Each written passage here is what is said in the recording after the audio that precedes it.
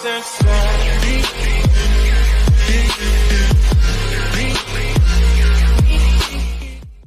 is up, guys?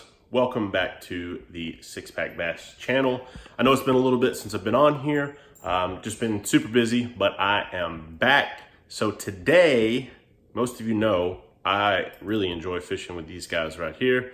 Of course, obviously this is a spinnerbait. So we're gonna talk a little bit about spinnerbaits today, my preferences, I guess just some overall do's and don'ts. I guess kind of a tackle tip, so to speak. But there is definitely something in this market that frustrates me. So I want to talk about that a little bit today, as well as just show you different types of spinnerbaits and really just talk tackle. So without further ado, let's get to it.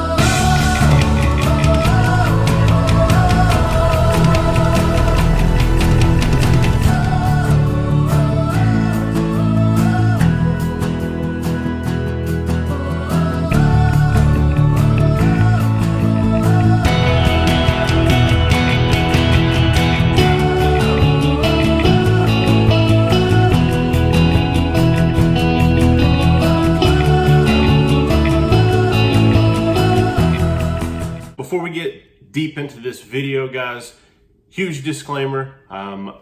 One of these companies, I'll talk about them in just a second, I'm on their pro staff. By no means is this video to promote them, to sway you one way or another. I just want to talk about the reasons I like and dislike certain things in my spinnerbaits, or certain things I look for in a good spinnerbait. All right, with that out of the way, let's dig into it. So I've got 4 different spinnerbaits here from 4 different manufacturers. 3 of them are what I call big box companies. So ones that you can walk into Walmart, pretty much any tackle shop, and purchase. And then one is more of a custom setup, and that's the one from Bass Thumb Baits. So I'm gonna start with it first. So just your typical 3/8 ounce spinnerbait, nothing flashy as far as the color. Of course, like I said, you can customize the skirt, you can customize the head, the weight, as well as the blades. This one has 2 Colorado blades, one of them painted and then the other just silver. So much so you can go in and customize the beads here. But my big thing on this is the wire that's used on this, guys. So it's a nice thick heavy wire, as well as, I hope that focuses in there. That's my big one right there, that line tie. Having this circle closed line tie for me is huge. In fact, this was the original reason that I even was interested in this company, is the fact that they closed that eye right there. And let me show you some of the others and I'll show you why I prefer that. So next up, this is a pretty popular one. This is Strike Kings. And again, 3/8 ounce. This one just so happens to be in chartreuse. It has a flail tail skirt. So for those of you who don't know, that flail tail, that's just the extra added skirt that comes out of the bottom. This one has a willow blade with a small Colorado blade, and it also has a trailer hook. So I, in previous experience, have not fished much with a trailer hook.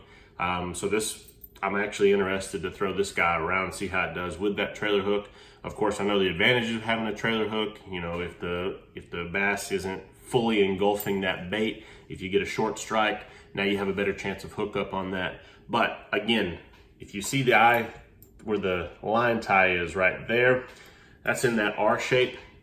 Typically what happens, and my inspiration for this video actually came from Fat Bass TV, which I'll put a link to his channel below, which I think he just changed his channel name to Captain Jack Fishing.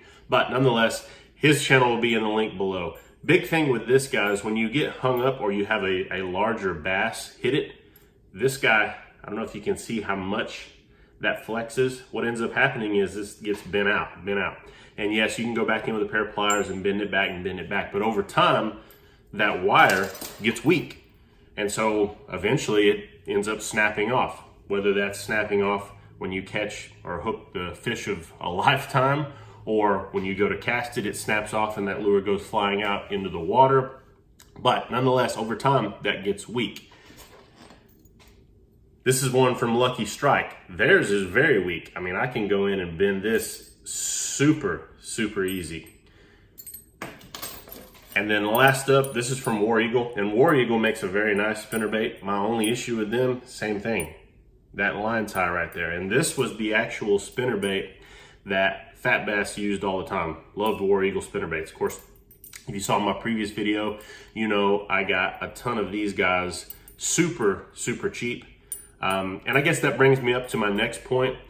You know, a lot of guys will come on here and say, well, I just buy the dollar spinnerbaits. You know, if it breaks, then I just buy another one. And yes, you absolutely can. And yes, you absolutely can catch fish on them.